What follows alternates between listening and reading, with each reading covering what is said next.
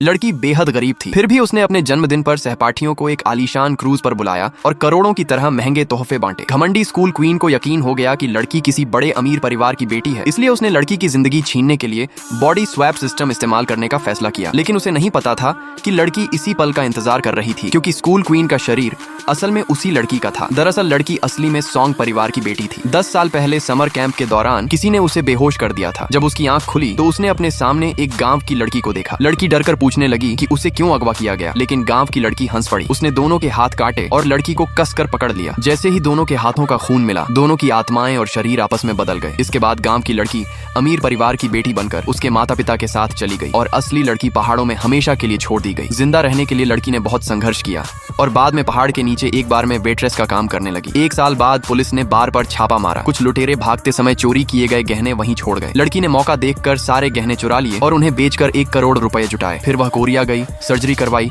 और खुद को एक बड़े अमीर घराने की बेटी बनाकर वापस लौटी। 10 साल बाद वह अपने शहर वापस आई। उस समय उसके माता पिता अपनी नई कंपनी का उद्घाटन कर रहे थे और भीड़ के बीच चमक रही स्कूल क्वीन को देखकर लड़की के अंदर बदले की आग भड़क उठी। 10 साल पहले स्कूल क्वीन ने उसकी जिंदगी चुराई थी, अब वह उससे सब कुछ वापस लेने वाली थी। कुछ दिनों बाद लड़की अमीर परिवार की बेटी बनकर स्कूल पहुंची। सहपाठी उसे खुश करने में लग गए, लेकिन स्कूल क्वीन उसे घमंड से देखने लगी। उसे नीचा दिखाने के लिए स्कूल क्वीन ने अपने जन्मदिन की पार्टी में लड़की को बुलाया, लेकिन लड़की ने कहा कि अगले दिन उसका भी जन्मदिन है और उसने पहले ही एक बड़ी क्रूज पार्टी बुक कर रखी है। ये सुनते ही सारे सहपाठी लड़की की पार्टी में जाने की जिद करने लगे। स्कूल क्वीन गुस्से में जाने लगी।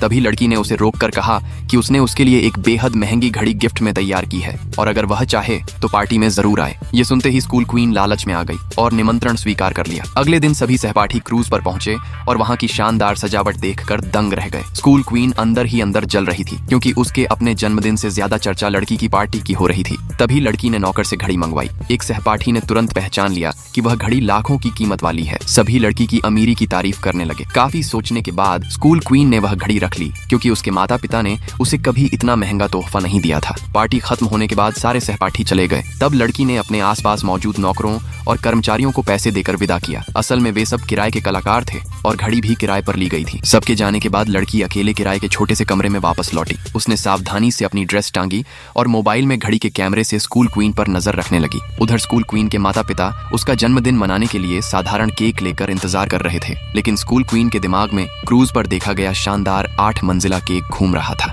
पार्ट 2 के लिए कमेंट में यस लिख